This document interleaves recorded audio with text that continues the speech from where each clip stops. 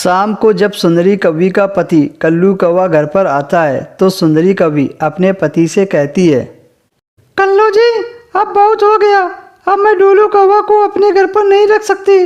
आपका छोटा भाई तो घर में कोई काम ही नहीं करता है।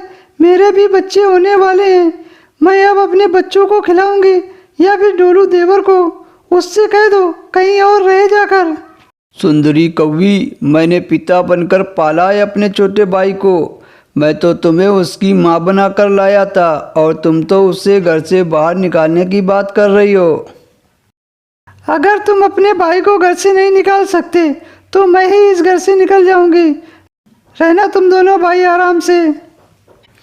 भाभी, आप मेरी वजह से लड़ाई ना करें। अगर आपको मेरा रहना पसंद नहीं है तो मैं ही घर से चला जाता हूँ। नहीं मेरे भाई, तुम कहीं नहीं जाओगे। तुम अभी छोटे हो, अकेले जंगल में नहीं रह पाओगे। भाई, मैं सब समझता हूँ। मैं अब इतना छोटा भी नहीं हूँ कि मैं समझ ना सकूँ।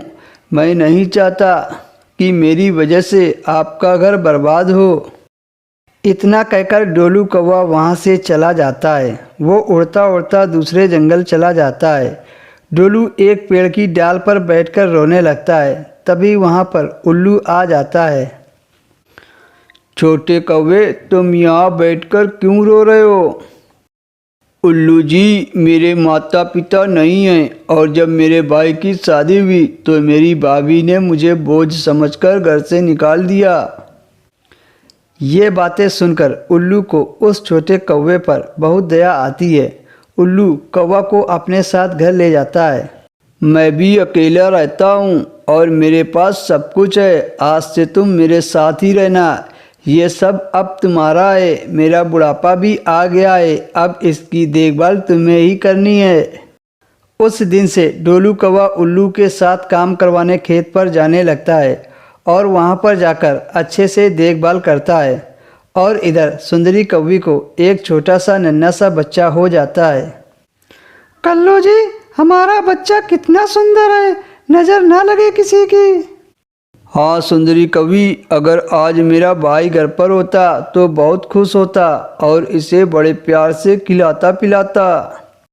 कल्लू, तुम हर समय भाई भाई करते रहते हो, तुम उसे भूल क्यों नहीं जाते?